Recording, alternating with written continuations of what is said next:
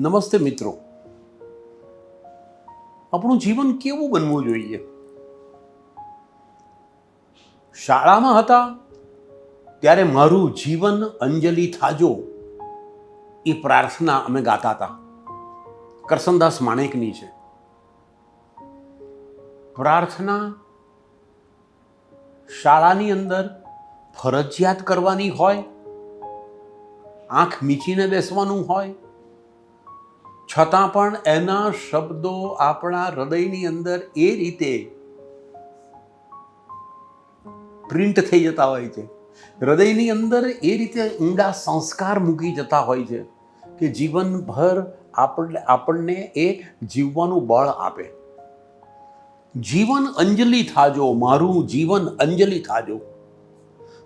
આ પૃથ્વી ઉપર જન્મે છે માણસો, જીવે છે અને મરી જાય છે. એ તો દરેક પ્રાણી માત્ર આ કરે છે. પણ આપણું જીવન જ્યારે કોઈકને કામ આવે, કોઈકને ઉપયોગી થાય, આપણું જીવન અંજલિ રૂપ બની જાય, બસ એ સાર્થકતા છે. જીવન અંજલિ થાજો, મારું જીવન અંજલિ થાજો. ભૂખ્યા કાજે ભોજન બનજો, તરસ્યાનું જળ થાજો.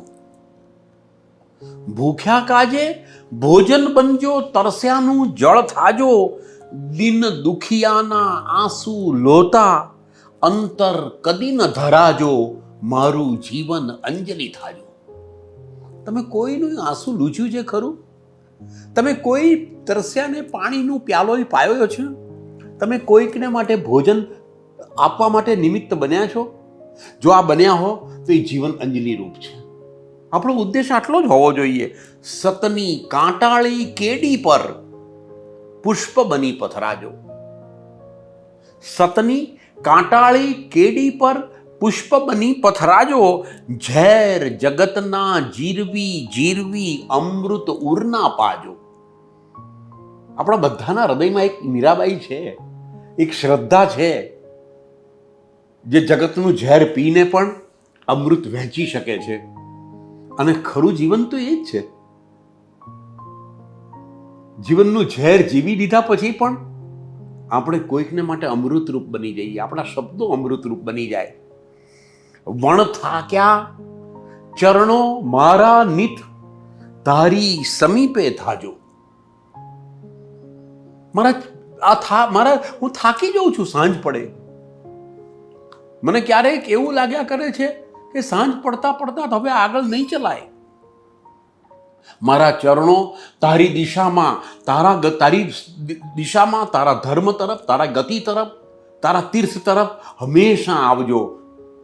અને ત્યારે એ થાક્યા ના હોય, કદી ના થાકે, કદી એ ધરાઈ ના જાય કે ના આજે થાકી ગયો. અહીંયાના પ્રત્યેક સ્પંદને તારું નામ રટાજો. મારું જીવન અંજલિ થાજો. વમળોની વચ્ચે નૈયા મુજ હાલક ડોલક થાજો. આપણે તો માગતા એવું હોઈએ છીએ કે દુઃખ અમારા જીવનમાં પડે જ નહીં, અમારા જીવનમાં દુઃખ આવે જ નહીં.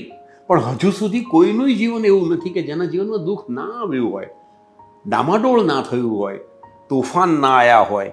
વમળોની વચ્ચે નૈયા, મારી નાડી, મારી હોડી, વમળોની વચ્ચે મુજ નૈયા હાલક ડોલક થાજો. શ્રદ્ધા કેરો દીપ મારો નવ કદીએ ઓલાજો. જે શ્રદ્ધાનો દીવો આપણી અંદર પ્રગટેલો છે ને, એ ના ઓલવાય એ આપણે જોવાનું છે. મારું જીવન અંજલિ થાજો. ભૂખ્યા કાજે ભોજન બનજો, તરસ્યાનું જળ થાજો. મારું જીવન અંજલિ થાજો. ક્યારેક એકાંતમાં બેસીને આ વિચારીએ છીએ કે વિચારું છું ત્યારે મનમાં એમ થયા કરે છે કે હા, હું કોઈકને કામ આવું એ મારું સાચું જીવન છે. કરસનદાસ માણેકની આ કવિતા મારે માટે શરૂઆતના દિવસોમાં પ્રાર્થના હતી, પણ જેમ જેમ આગળ ગયો તેમ તેમ એ મારા માટે જીવનનો મંત્ર બનતી ગઈ. અને પછી તો રોજની આ એક ટેવ છે, રોજની આ એક કાર્ય બની ગયું કે મારે કોઈકને દિવસમાં આજે હું કોઈને ઉપયોગી થયો ખરો? આજે હું કોઈકની તરસ બુઝાવી શક્યો? આજે કોઈને મુઠ્ઠી અનાજ આપી શક્યો?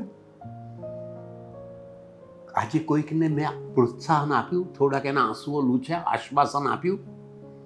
પ્રોત્સાહન અને આશ્વાસન એ પણ તમારા બે શબ્દો કોઈક માણસને બેઠો કરી દઈ શકે એમ છે.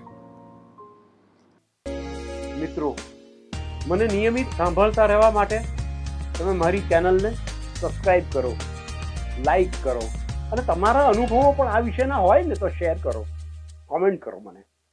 નમસ્તે.